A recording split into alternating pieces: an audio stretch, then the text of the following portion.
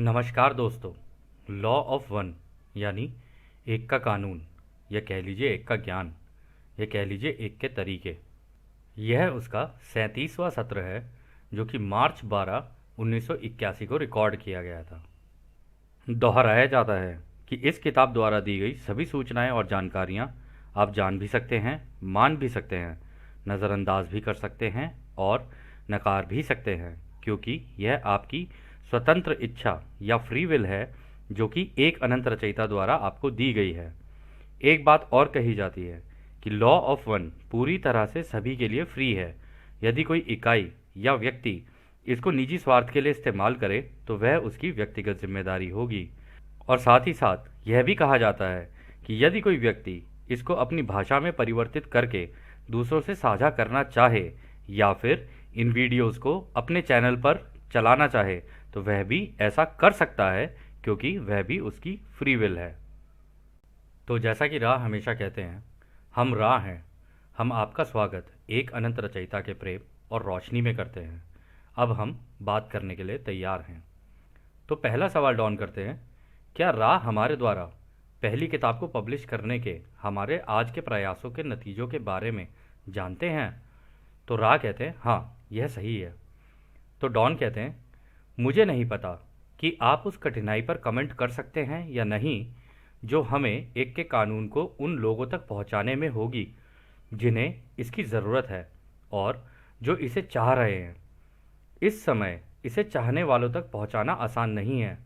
मुझे यकीन है कि बहुत से लोग हैं, विशेष रूप से घुमक्कड़ यानी वॉन्डरर्स, जो यह जानकारी चाहते हैं, लेकिन हमें डर है कि एक के कानून को अतिरिक्त मटेरियल के रूप में उन तक पहुंचाने के लिए कुछ और भी करना होगा। क्या आप इस पर कमेंट करना संभव मानेंगे? तो राह कहते हैं हाँ, यह संभव है। तो अगला सवाल डॉन करते हैं, क्या आप इस पर कमेंट करेंगे? तो राह कहते हैं हाँ, ज़रूर। सबसे पहले दूसरों की सेवा के कार्य के लिए हमने आपके समूह को चुना है, क्योंकि ये काफ़ी भीषण प्रकृति का कार्य है। यहाँ उपस्थित हर व्यक्ति ने यहाँ परिणाम की चिंता किए बगैर काफ़ी त्याग किया है। यहाँ हर व्यक्ति अपने दिल में खोज सकता है कि उन्होंने किस तरह का बलिदान दिया है, ये जानते हुए कि शारीरिक या भौतिक रूप से बलिदान काफ़ी मामूली है। सबसे बड़ा बलिदान तो यह है कि आप अपने इस समूह का माहौल सौहार्दपूर्ण रख रहे हैं और इसमें घुलने मिलने की जिम्मेदारी काफ़ी अच्छे से निभाई है। हमने इस स्थिति में आपकी कंपनता को पाया है, हमने आपकी कंपनता को देखा है। ये बार बार देखने को नहीं मिलता है। हम आपके अहंकार को बढ़ाना नहीं चाहते हैं, लेकिन हमें अपने इस विशेष संपर्क के लिए ज़रूरी हालात के साथ समझौता नहीं करना है। इस प्रकार यह आपने प्राप्त किया है और हमने स्वेच्छा से इस संपर्क को जारी रखना हमारा सम्मान कर्तव्य समझकर स्वीकार किया है, जो हमारी क्षमता के अनुसार सबसे अच्छा है, प्रकृति में सटीक है, और हम विनम्र तरीके से उन सारी चीज़ों को एक करने का प्रयास कर रहे हैं जिनका आपसे वास्ता है। दूसरा, इस संपर्क का आप किस तरह इस्तेमाल करेंगे यह पूरी तरह से आपकी समझदारी पर निर्भर करता है। हम ये सुझाव देंगे कि आप अपने सहज ज्ञान यानी इंट्यूशन को बहने दें, यानी कि इसका अच्छे से इस्तेमाल करें और इसके बारे में चिंता नहीं करें कि ये लोगों तक कैसे पहुंचेगा। हम इसी में खुश हैं कि हमने कम से कम आप में से एक के विकास में तो मदद की है।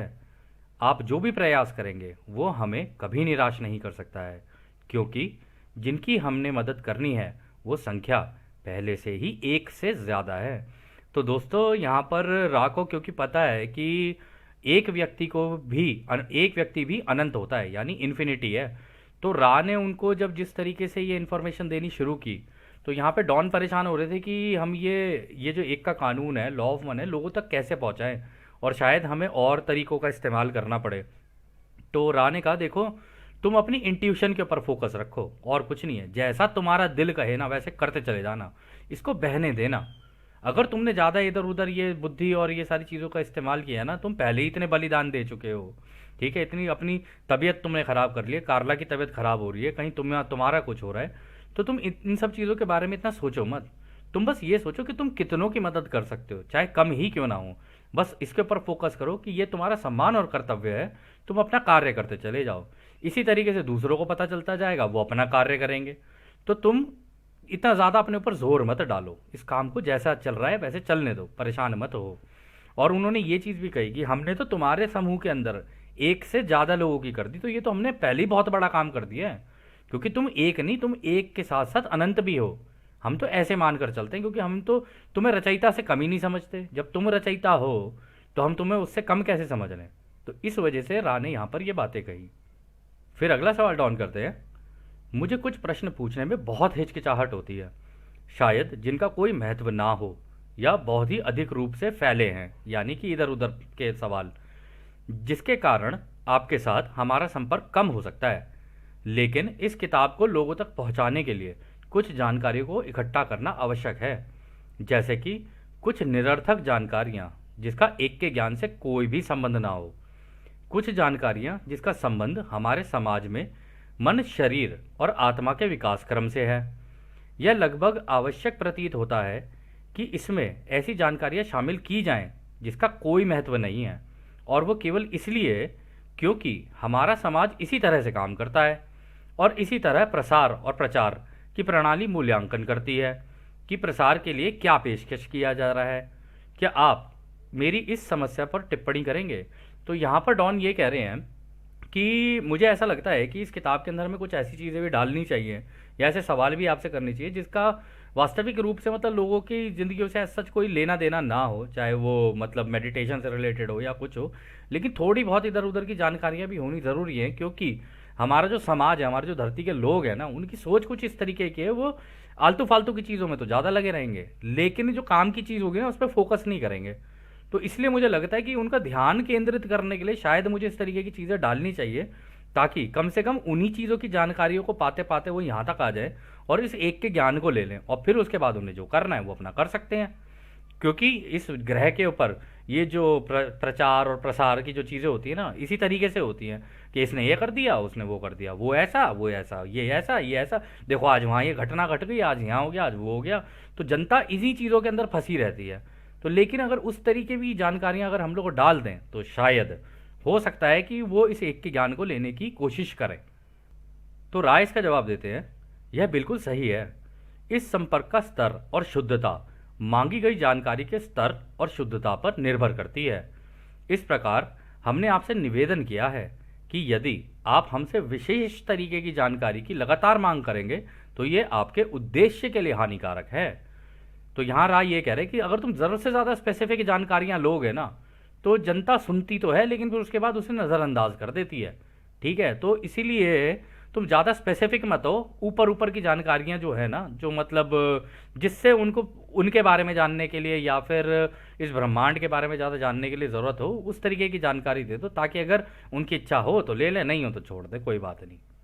फिर वो आगे कहते हैं, इसके अलावा जैसा कि हमने आपकी स्थिति को समझने के लिए आपके दिमाग को स्कैन किया, जो कि हमारे कुछ शब्दों की टाइप की गई कॉपी से संबंधित है, हमने पाया है कि हमारे जानकारी को देने के लिए हमने जिस तरह की भाषा का इस्तेमाल किया है उसके लिए आपने आलोचना का सामना किया है। हम आगे से ध्यान रखेंगे कि डेटा के संबंध में हमारे झुकाव के कारण यहाँ तक कि सबसे विशेष रूप से पूछे गए सवाल का जवाब भी हमारे समूह द्वारा इस तरह के शब्दों में दिया जाएगा कि जवाब की बारीकियों को काफ़ी सटीकता से समझा जा सके। आपके आलोचक इस किताब को सरल और स्पष्ट भाषा के रूप में चाहते हैं, हालांकि यह उनके विरोध की गंभीरता को कम करता है, यानी कि वो हर हालत में आलोचना करेंगे ही, इसलिए आप उनकी ज़्यादा परवाह मत कीजिए। इससे ज़्यादा हम कुछ नहीं कह सकते। आपकी स्थिति में हमारा ये विचार है, आप जो करना चाहते हैं वह पूरी तरह से आपका निर्णय है, और हम आज़ादी के कानून का उल्लंघन किए बिना हर तरह से आपकी सेवा में बने रहेंगे। तो दोस्तों, राह ने भी देखो कह ही दिया, कह रहे कि देखो जो आलोचना करने वाले होते हैं ना, हम तो चलो ठीक है अपने शब्दों को थोड़ा इधर उधर फेरबदल करके बोल देंगे, लेकिन जिन लोगों को आलोचना करनी होती है वो तो करेंगे ही करेंगे, तुम उनको रोक तो नहीं सकते हो। क्योंकि वो ये कहेंगे अरे इसमें तो ये ऐसा है, अरे हमारे वाले में तो ऐसा है, हमारे धर्म में तो ये लिखा है, उसके धर्म में तो ये लिखा है, तो वो आलोचना तो वो करेंगे ही करेंगे। उनको जानना नहीं है सच, उनको ये जानना होता है कि जो जानकारी मुझे है क्या ये चीज़ उसको कन्फर्म कर रही है या नहीं कर रही है। बस इसको दोस्तों अंग्रेजी में कहते हैं कन्फर्मेशन बायस। यानी जो चीज़ आपको ज्ञान है या जो चीज़ आपको पता है, उससे आपके सामने से जो जानकारी है यदि उससे मिलती जुलती हुई ना, तो आप उसे एक्सेप्ट कर लोगे, वरना आप उसे एक्सेप्ट नहीं करोगे, क्योंकि वो कुछ और ही लगेगी आपको कि नहीं नहीं, ये हमारे मतलब की कोई चीज़ नहीं है। और ऐसी कोई चीज़ नहीं होगी जो आपको लगता है कि आपके मतलब की नहीं है, फिर आप उसकी आलोचना करोगे। तो रा ने कहा कि आप इस चीज़ की चिंता मत करो कि लोग आपकी आलोचना करेंगे या क्या करेंगे। आप अपनी सच्ची निष्ठा और ईमानदारी से काम करते रहो, और हम भी कोशिश करेंगे कि आपकी आज़ादी का उल्लंघन किए बिना आपकी सेवा करते रहें। जैसे जैसे आप सवाल पूछते जाओ, हम जितने अच्छे तरीके से जवाब दे सकते हैं ना, हम उतने अच्छे तरीके से आपको जवाब दे देंगे। फिर अगला सवाल डॉन करते हैं, हम एक के कानून को लोगों तक पहुंचाने में होने वाली समस्या का हल निकालने का प्रयास करेंगे। ऐसा हमें थोड़ी सावधानी से करना होगा, पर हम इसे करके ही रहेंगे। मैं जब तक जिंदा हूं तब तक बिना रुके इसे लोगों तक पहुंचाने का पूरा प्रयास करूंगा।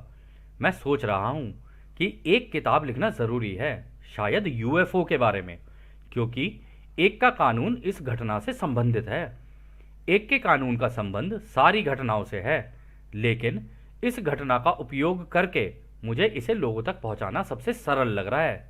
तो दोस्तों देखो, डॉन को भी समझ में आ गया, उसको पता है कि क्या कहते हैं, ये जो यूएफओज है ना, ये बिल्कुल आप लोगों को नजर आने शुरू होंगे। उस टाइम से ये शुरू हो गई थी एक्टिविटीज़, पूरे वर्ल्ड में शुरू हो गई थी 1942 से।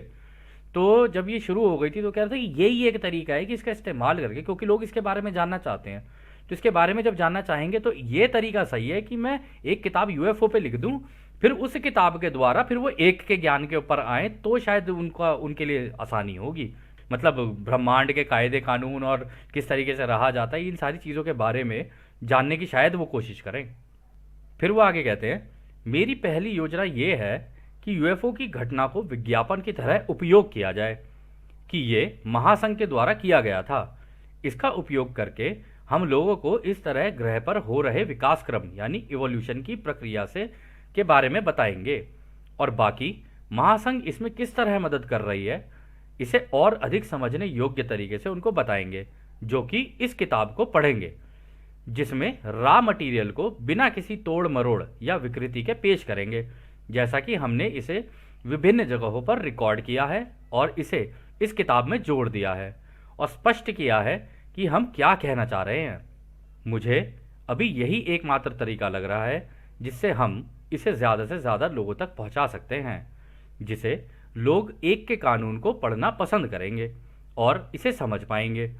हम चाहें तो अभी हमने जो टेप में रिकॉर्ड किया है उसे छाप कर पब्लिश कर सकते हैं, लेकिन हम इसे ठीक तरह से लोगों तक पहुंचाने में असमर्थ हैं, क्योंकि हमें इसके प्रचार प्रसार में दिक्कत है। क्या आप मेरे दूसरे विचार पर टिप्पणी करेंगे, जिसमें यूएफओ पर एक सामान्य किताब लिखा जाए और उसमें एक के कानून की जानकारी भी शामिल की जाए?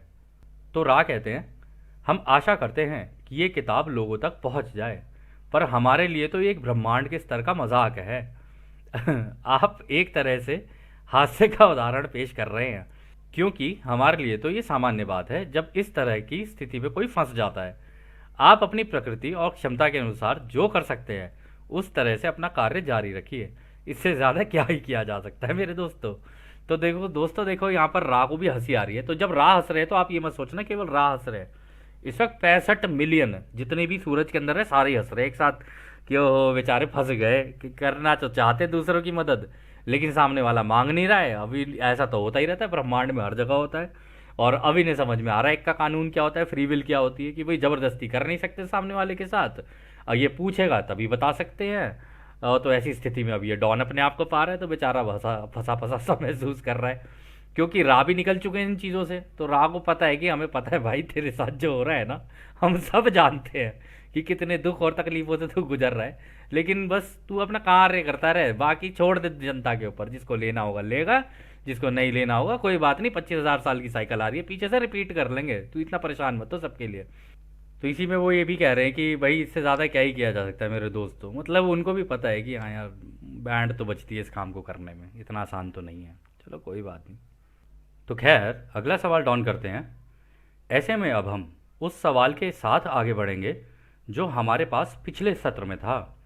आपने बताया था कि हर तीसरी घनत्वता के व्यक्ति का एक हायर सेल्फ छठी घनत्वता में होता है, जो कि उस व्यक्ति की ज़रूरत के हिसाब से चलता है। क्या ये हायर सेल्फ भी शुरू की पहली घनत्वता से विकसित होकर आगे बढ़ रहे हैं, और क्या हायर सेल्फ का भी उसी के तरह का कोई हायर सेल्फ होता है जो कि उसके ऊपर की घनत्वता में होता है? तो दोस्तों यहाँ पर डॉन ये क्वेश्चन कर रहे हैं, वो कह रहे हैं कि ये क्वेश्चन हमारे पास लास्ट सेशन के अंदर था, तो ये जानना चाह रहे थे कि जैसे कि आपने बोला कि हम लोग थर्ड डेंसिटी में हैं, तो हम सबका एक हायर सेल्फ होता है जो कि सिक्स्थ डेंसिटी के एक हायर ऑक्टेव में होता है। आपको याद होगा उन्होंने बोला था छठी घनत्वता में तो है, बट थोड़ा हायर ऑक्टेव में, मतलब टूवर्ड्स सेवन्थ में जा रहा है, वो एंड तक पहुंच चुका है, वो सेवन्थ में जाने की कोशिश कर रहे हैं, यानी कि आपका मतलब गैलेक्टिक कोर के अंदर, यानी इस पूरी जो हमारी गैलेक्सी है उसके सेंटर के अंदर जाने की तैयारी में है वो। तो वो कह रहे हैं कि क्या ये लोग जो हमारे हायर सेल्फ होते हैं, क्या ये भी मतलब first density, second density, third density ऐसे क्रॉस करते हुए ऊपर जाते हैं, और जब ये ऊपर पहुंच जाते हैं मतलब सिक्स डेंसिटी के भी इवन हायर ऑक्टेव में, तो क्या इनके ऊपर भी क्या इनके हायर सेल्फ होते हैं? तो ये क्वेश्चन यहाँ पर डॉन ने किया है। तो रा कहते हैं इन विचारों को सुलझाना ही हमारा उद्देश्य है। हायर सेल्फ एक मैनिफेस्टेशन है जो कि अपने छठी घनत्वता की उच्च स्तर वाले को उसके भविष्य के व्यक्ति द्वारा दिया गया गिफ्ट है। रचयिता की संपूर्णता की तरफ जाने और आध्यात्मिक ज्ञान की प्राप्त करने से पहले मध्य सातवीं घनत्वता की इकाई का अंतिम कार्य होता है अपने सारे अनुभव को छठी घनत्वता की इकाई को दे देना, और उसके बाद वो समय की धारा में बह जाते हैं जैसे कि आप समय को नापते हैं। तो दोस्तों बहुत ही सही बात बोली उन्होंने कहा इसी तरीके के क्वेश्चन तो सॉल्व करने या उनकी तो सोल्यूशन देने हम तुम्हारे लिए आए हैं।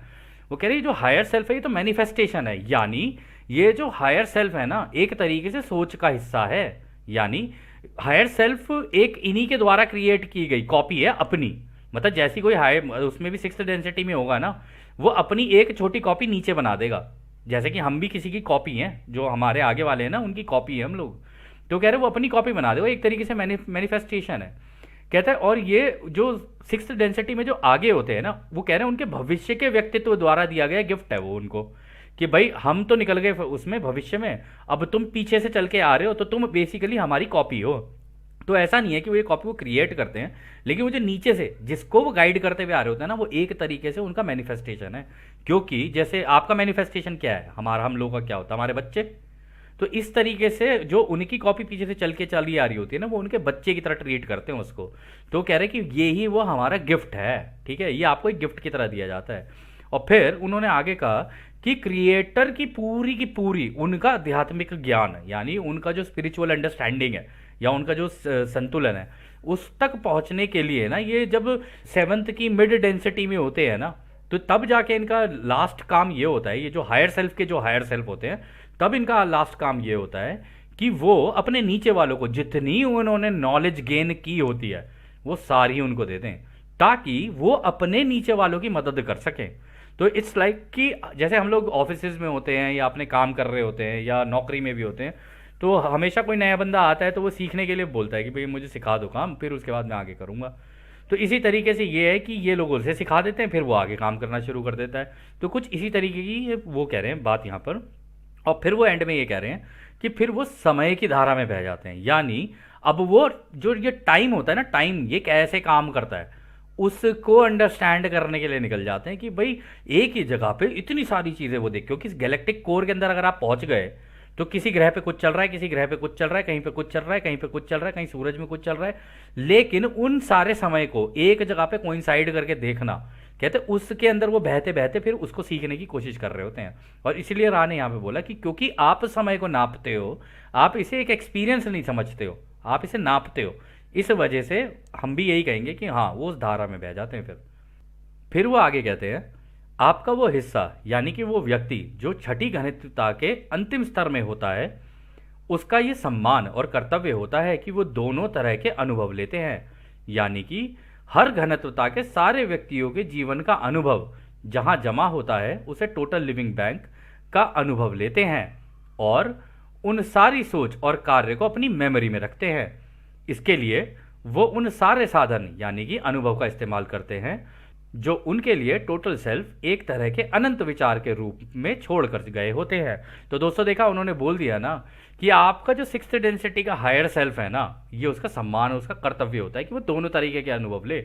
यानी एक तो वो जिंदगी जो जी रहा है, मान लो यहाँ रा की बात करें, रा कहाँ पर है, रा बैठे हैं सूरज के अंदर, ठीक है। तो एक तो वो वहीं का अनुभव ले रहे हैं, ठीक है। प्लस एक तरीके से आप इसको ऐसे भी देख सकते हो कि वो वहां पर ही बैठे बैठे अब जितने भी ग्रह हैं उनके एक एक व्यक्ति का अनुभव, क्योंकि टोटल सेल्फ वो पीछे से करके जा चुके हैं, वो सारा का सारा इनकी मेमोरी में डाल देते हैं। इनके पास एक टोटल लिविंग बैंक है, मतलब आप क्या काम कर रहे हो, हम क्या काम कर रहे हैं, दूसरा क्या कर रहा है, जानवर क्या काम कर रहा है, इस प्रत्येक व्यक्ति, हमारी धरती के ऊपर जितने लोग हैं क्या कर रहे हैं, क्या सोच रहे हैं और क्या काम कर रहे हैं, मतलब सोच और कर्म, उसकी सारी की सारी नॉलेज इनके पास है। और वो जाने से पहले वो सारा मेमोरी ट्रांसफर करके जाते हैं अपने नीचे वालों को कि ये लो, हमने पूरी जितना ज्ञान हम लोगों ने प्राप्त किया था ये हमने तुम्हें दे दिया है, इस ग्रह पे ये चल रहा है, इस व्यक्ति के साथ ये चल रहा है, ऐसा हो रहा है, ऐसा हो रहा है। अब यहां से आगे तुम लोग लेके चलो कि भाई इस किसके लिए कैसे उसको सपोर्ट करना है, कैसे किसकी हेल्प करनी है, उसके हिसाब से तुम इस मेमोरी का इस्तेमाल करके तुम आगे कर सकते हो। ये दोस्तों बिल्कुल ऐसे ही है जैसे कंप्यूटर में नहीं होता। कंप्यूटर के अंदर क्या होता है कि हम एक फोल्डर कॉपी करके दूसरे फोल्डर में डाल देते हैं। अब मान लो पहला वाला फोल्डर डिलीट भी हो जाए तो दूसरे फोल्डर में तो पड़ी है ना इन्फॉर्मेशन। इसी तरीके से हम कॉपीज बना बना के चलते हैं। तो यहाँ पर वही चीज़ चल रही है कि जितना एक फोल्डर के अंदर आपने इकट्ठा किया वो सारा का सारा उठा के, हो सकता है आपने पेन ड्राइव में डाल लिया हो सकता है आपने एक्सटर्नल हार्ड ड्राइव में डाल लिया हो, इस तरीके से उनको दे दिया कि ले भाई तेरे को चाहिए ना ये इन्फॉर्मेशन, ले तेरे को दे दी हम लोगों ने।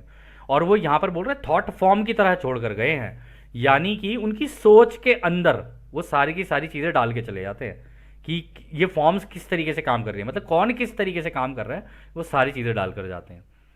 फिर वो आगे कहते हैं इस तरह आप देख सकते हैं कि आपका हायर सेल्फ और आपका टोटल सेल्फ यदि तीनों को एक गोले में अलग अलग बिंदुओं पर रख देते हैं तो इन सब में केवल एक ही अंतर होगा और वह है आपकी समय स्थान निरंतरता, यानी कंटिन्यूम, सब एक ही है। तो रा भी ये देखो एंड में बोल दिया उन्होंने, सब कुछ एक ही है। कह रहे तुम्हें लगता है सब कुछ अलग अलग चल रहा है क्योंकि तुम्हारे यहां पर समय स्थान है, तुम इस जगह का एक्सपीरियंस ले रहे हो अभी। क्या लेकिन वहां पे हमें पता है कि हम अपना तो ले ही रहे हैं, अपने सूरज के अंदर का एक्सपीरियंस, लेकिन तुम्हारा भी एक्सपीरियंस ले रहे हैं कि तुम क्या कर रहे हो और तुमसे भी लगातार सीख रहे हैं कि तुम कैसे कैसे क्या सारी चीजें कर रहे हो। तो रा ने बोल दिया कि तुम अगर अपने आप को एक ग्रह के अंदर रख लो और अपने आप को अपना जो हायर सेल्फ है उसे भी ग्रह के अंदर ही रख लो अपने, और अपना जो टोटल सेल्फ है उसे भी अपने ग्रह के अंदर ही रख लो, और बिल्कुल ऐसे सोच लो कि तुम तीनों एक ही जगह पर हो। कह रहे तुमको लगता है कि ये मतलब अलग अलग बिंदुओं पे भी अगर तुम रखोगे ये तुमको लगता है कि अलग अलग है, और ये इसलिए तुम्हें ये स्थान समय का ये मतलब टाइम का और स्पेस का कॉन्टिन्यूम लगता है, अदरवाइज ये ऐसा है नहीं। रहने का सब कुछ एक ही है। तुम जो सीख रहे हो तुमसे हायर सेल्फ सीख रहा है, हायर सेल्फ ने जो सीखा है जो तुम उससे मांगोगे वो तुम्हें दे देगा। क्योंकि वो क्या करेगा पता है दोस्तों, इस केस में चल क्या रहा है, आप इस पूरे प्रोसेस को समझने की कोशिश करना, अगर आप इमेजिन कर सको। अब इस धरती पे मान लो आपके साथ कोई घटना घट रही है या आपकी जिंदगी में कोई चीज चल रही है, हो सकता है किसी और की जिंदगी में भी चल रही हो, तो किसी और की जिंदगी में हो सकता है उसने सोल्यूशन निकाल लिया हो। तो अगर आपने रा से मांग लिया या अपने हायर सेल्फ से मांग लिया तो उसने जो सोल्यूशन निकाला होगा ना वो सोल्यूशन निकाल के तुम्हें दे देंगे, अब लो तुम कर लो इसको काम को। तो एक तरीके से डेटा बैंक क्रिएट हो गया कि हाँ उस व्यक्ति के साथ वो दिक्कत हुई थी, इस व्यक्ति के साथ भी ऑलमोस्ट वैसी दिक्कत हो रही है, तो वहां से वो सोल्यूशन निकाल के इसको दे दिया, अब तू अपना काम कर ले। अब ऐसी इसी का उल्टा भी लेके चलते हैं, क्योंकि रा ने कहा था ना सीधा उल्टा दोनों लेके चलो। ये तो हो गई प्रॉब्लम। अब ऐसे देख के चलते हैं इसको, किसी की जिंदगी में कुछ बहुत अच्छा चल रहा है, इसकी जिंदगी में भी कुछ बहुत अच्छा चल रहा है, किसी दो लोगों की जिंदगी में। अब वो देख रहे हैं इन दोनों की ऑलमोस्ट सिमिलर सिचुएशन है, ये दोनों इस अच्छाई में क्या क्या फील कर रहे हैं या क्या क्या इन्होंने अनुभव लिए हैं। तो उसके अंदर भी वो बैलेंस बना के चलता है कि वो इसकी कहीं ऐसा तो नहीं है कि ये लेफ्ट वाले की, अगर आप लेफ्ट और राइट हैंड से इसको कैलकुलेट करके चलो तो कहीं ऐसा तो नहीं है लेफ्ट वाले को थोड़ी सी कम खुशियां मिल रही हैं, राइट वाले को थोड़ी सी ज़्यादा मिल रही है। तो अगर इसके कम खुशियां मिल रही होंगी तो इसके अनुभव से, राइट वाले के अनुभव से निकाल के जब ये मांग लेगा लेफ्ट वाला तो इसको पकड़ा दी कि देख भाई तेरी खुशियों में यहाँ कमी आ रही है, ये ले तू इससे अपना बैलेंस बना ले। तो इस तरीके से निरंतर बैलेंस चलता रहता है उनके दिमाग में, और इसी तरीके से वो लोग काम कर रहे होते हैं आगे दूसरों के लिए। तो खैर अगला सवाल डॉन करते हैं, क्या हर व्यक्ति का एक टोटल सेल्फ होता है या कई व्यक्ति एक टोटल सेल्फ का हिस्सा होते हैं? तो दोस्तों यहाँ पर डॉन कह रहे हैं क्या हर व्यक्ति का अलग अलग टोटल सेल्फ है या एक ही टोटल सेल्फ है और हम सब उसके छोटे छोटे हिस्से हैं, यानी उसी के अंदर से निकले हुए सारे।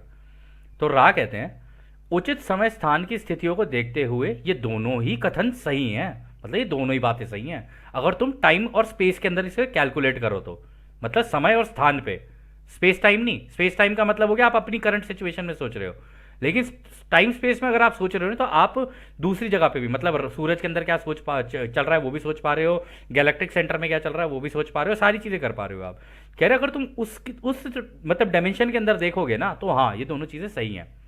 फिर वो आगे बोलते हैं प्रत्येक व्यक्ति का अपना टोटल सेल्फ है और जिस बिंदु पर एक ग्रह के व्यक्ति एक समूह बन जाते हैं इन सारे व्यक्तियों के इस समूह के टोटल का ओवरसोल हायर सेल्फ होता है और उस पूरे समूह का टोटल सेल्फ एक साधन होता है।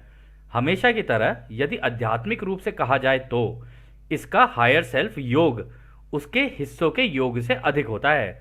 इसलिए एक समूह का हायर सेल्फ उसके हिस्सों के हायर सेल्फ का योग नहीं होता है, बल्कि ये उस तरह काम करता है जिसे हम वर्ग कहते हैं, और आप दोहरीकरण यानी डबलिंग कहना पसंद करेंगे, यानी लॉ ऑफ स्क्वायर लगती है उसके अंदर। तो दोस्तों पता है यहाँ पे रा क्या कह रहे हैं? रा ये कह रहे हैं कि देखो अगर तुम लोग अलग अलग अलग अलग विभाजन में हो तो तुम सबका एक एक टोटल सेल्फ होगा, पक्की बात है, तुम सबके अलग अलग हैं और हर किसी का हायर सेल्फ भी अलग अलग होगा। मतलब टोटल सेल्फ के पास और हायर सेल्फ के पास ये एबिलिटी है, वो अपनी कॉपीज बना सकते हैं, जितनी चाहे उतनी कॉपी बना ले, वो अपने आप को जिस जिसके साथ अलाइन करना है कर सकते हैं, वो ये एबिलिटी है उनके पास। इससे आप समझ सकते हो कि वो अपने मतलब शेप शिफ्ट भी कर सकते हैं, सब कुछ कर सकते हैं, अपने जैसे जितने चाहें उतने बना सकते हैं वो। तो कह रहे अगर इस तरीके की अगर तुम स्थिति देखते हो, मतलब समय और स्थान और समय के हिसाब से देखते हो कि कोई अलग है कोई अलग है, कह रहे तब तो सबका ठीक है, अलग अलग माना जाएगा। लेकिन अगर एक लोगों का ग्रुप झुंड बना ले और सबकी सोच एक जैसी हो जाए, या एक सोशल मेमोरी कॉम्प्लेक्स यानी एक ग्रुप बन जाए जिसमें सारे एक सोच के और एक ही दिशा में चल रहे हैं, तब उन सब का हायर सेल्फ जो है ना एक ही जगह मर्ज हो जाएगा और सारे जितनी भी वो कॉपीज थी हायर सेल्फ की खुद की कॉपीज वो एक जगह मर्ज हो जाएंगी, और जितने भी टोटल सेल्फ है ना वो भी एक जगह मर्ज हो जाएंगे। और जो टोटल सेल्फ है वो, ये जितने भी हायर सेल्फ एक जगह मर्ज हुए हैं ना, वो उस टोटल सेल्फ से, क्योंकि टोटल सेल्फ को तो सभी का ही पता है ना, टोटल सेल्फ के पास वो नॉलेज है जो हायर सेल्फ ने भी सीखी हुई है और उन अपने अपने ग्रह के अंदर, और बाकी हम लोग जो अपनी जिंदगी जी रहे हैं वो भी, ठीक है। तो टोटल सेल्फ फिर हायर सेल्फ को इंफॉर्मेशन दे सकते हैं कि भाई इस ग्रुप के साथ ये प्रॉब्लम है, इस ग्रुप के साथ ये प्रॉब्लम है, यहाँ पर ऐसी दिक्कत आ रही है, यहाँ पर ऐसी दिक्कत आ रही है। तो उस केस में ये क्या होता है कि सबकी इंफॉर्मेशन एक जगह हो गई, ठीक है। यानी कि टोटल सेल्फ केवल हायर सेल्फ को इंफॉर्मेशन देंगे कि इसको आगे तुम लोगों को प्रोसेस करना है, क्योंकि ग्रुप बन चुका है अब इनको सिखाना आसान है। तो अब तुम एज अ टीम काम करो इनके साथ, ना कि अलग अलग होके काम करो। और इसमें भी उन्होंने कहा कि ऐसा होने पर जो हायर सेल्फ सीखता है ना इन लोगों से, मतलब उस ग्रुप से भी सीखता है या जो सिखाता है, कह रहे उस केस में हायर सेल्फ के लिए ऐसा नहीं है कि भाई वो सबका ज्ञान लेके एक जगह से सीख रहा है, नहीं, इसमें वो जो ज्ञान ले रहा होता है ना वो डबल हो जाता है, यानी उसमें लॉ ऑफ स्क्वायर लगनी शुरू हो जाती है। यानी एक व्यक्ति से सीखा, फिर उसके बाद का जो पीछे पीछे वाला व्यक्ति उसे 2 काउंट किया, फिर जो तीसरा व्यक्ति उसे 4 काउंट किया, उसे ऐसे करते करते करते उनकी इंफॉर्मेशन या उनकी प्रोग्रेस और तेज हो जाती है। तो कहने का मतलब ये नहीं है कि केवल हायर सेल्फ हमारी प्रोग्रेस के लिए, हमारी प्रोग्रेस और हायर सेल्फ की प्रोग्रेस इंटरडिपेंडेंट है एक दूसरे के ऊपर। हम आगे बढ़ेंगे तो हायर सेल्फ भी आगे बढ़ेगा। और शायद आप एक तरीके से सोच सकते हो, कई लोगों ने हमसे पूछा भी है कि यार इनका क्या फायदा हम लोगों की मदद करने का, भाई उनको भी तो प्रोग्रेस करनी है, इससे पता चल रहा है कि उनकी भी प्रोग्रेस हमारे ऊपर डिपेंडेंट है। हम लेकिन इसमें रूल लगा हुआ है कि अगर हम मदद मांगेंगे तभी हमारी मदद की जा सकती है। तो हम हमारा भविष्य का जो व्यक्ति है जो हम भविष्य में बनेंगे, कह रहे कि वो उसकी भी प्रोग्रेस रुक रही है अगर हम लोग यहाँ प्रोग्रेस नहीं कर रहे हैं। तो हम जैसे जैसे प्रोग्रेस करते जाएंगे, एक ग्रुप की तरह प्रोग्रेस करेंगे, तो वो भी और तेजी से आगे निकलेंगे, और जब वो टोटल सेल्फ बनेंगे तो हम हायर सेल्फ बन जाएंगे आगे जाके। तो ये गेम है, खेलते जाओ और आगे निकलते जाओ, खेलते जाओ और आगे निकलते चले जाओ। ग्रुप में जितना खेलोगे उतना और बढ़िया है, तुम्हारा हायर सेल्फ और बेटर तरीके से तुम लोगों की मदद कर पाएगा। तो हमको तो दोस्तों इससे यही समझ में आ रहा है। बाकी आप बैठ के इस पार्ट को, हो सकता है आप लोगों को एक बार में ना समझ में आए, आप एक पेन पेपर पे ना आप एक काम कर सकते हैं, एक व्यक्ति ऊपर बना ले एक कागज पे, और उसके नीचे लाइनें खींच ले, उसके नीचे बहुत सारे हायर सेल्फ लगा ले, 5-6 तरीके के। फिर उन हायर सेल्फ के नीचे बहुत सारे लोग बना लें, ठीक है, और ऐसे उनको जोड़ दें आपस में। और फिर ये सोचे कि अगर ये झुंड अगर काम कर रहा है, मतलब सबसे ऊपर अगर आपका टोटल सेल्फ है एक, ठीक है, टोटल सेल्फ हर हायर सेल्फ के साथ अटैच कर दो, मतलब हायर सेल्फ के साथ भी अटैच कर दो, नीचे लोगों के साथ भी अटैच कर दो। ऐसे करते हुए चलोगे ना, जैसे ही वो समूह बनना शुरू होगा, हायर सेल्फ फिर एंड में पहुंचते पहुंचते एक जगह हो जाएंगे, नीचे के जो लोग हैं उनका भी ग्रुप एक इकट्ठा हो जाएगा, और जो टोटल सेल्फ है जो ऊपर टूटे टूटे थे वो भी एक ही जगह पर हो जाएंगे। आप इसको थोड़ा सा ना, आपको इमेजिनेशन पे काम करना पड़ेगा अपनी। मतलब हम तो इमेजिन कर पा रहे हैं, लेकिन वी सजेस्ट कि अगर आपको ये समझ ना आए ना ये पार्ट, तो आप हमें बताना, हम कोशिश करेंगे इस पार्ट को आपको थोड़ा सा और गहराई से समझाने की ऑन पेपर, कि पेपर पे दिखने में कैसा होगा। तो खैर दोस्तों, ये अगला सवाल डॉन करते हैं। धन्यवाद, गणित को समझाने के लिए धन्यवाद। वह मुझे समझ नहीं आ रहा था, क्या आप आध्यात्मिक वजन यानी मास को समझा सकते हैं? अब यहाँ पर देखो, आध्यात्मिक वजन की बात हो गई। तो रा कहते हैं कि यह इस सत्र का आखिरी पूरा प्रश्न होगा। किसी भी व्यक्ति के अस्तित्व में कंपनता होती है, जिसकी एक लय होती है। ये जारी रहती है और बाहर की ओर फैलती है। आध्यात्मिक वजन या मास वो है जो इस कंपनता को आकर्षित करके एक जगह इकट्ठा करता है। यदि आध्यात्मिक अर्थ में कहें तो इसे महान केंद्रीय सूरज, लोगोज, केंद्र यानी कोर, या अनंत ब्रह्मांड का रचयिता कहते हैं। तो दोस्तों, हमें पता है आपको समझ नहीं आया होगा, इसको ऑरा कहते हैं। एक व्यक्ति का ऑरा होता है, उसके आसपास बना हुआ, ठीक है। तो वो कहते हैं कि जैसे जैसे वो आध्यात्मिक ज्ञान खींचता जाएगा ना अपनी तरफ, जैसे जैसे उसको ये ज्ञान आता जाएगा, मेडिटेट करता जाएगा, वो ये सारी जितनी भी ऊर्जा है ना, इनको अपनी तरफ खींचना शुरू कर देता है।